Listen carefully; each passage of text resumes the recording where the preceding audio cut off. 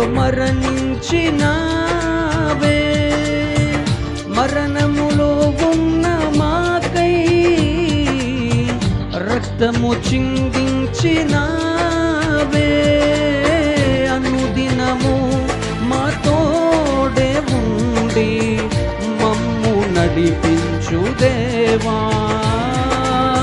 అనుదినము మా తోడే ఉండి మమ్ము నడిపించు దేవా, మమ్ము పరముకు నడిపించు దేవా.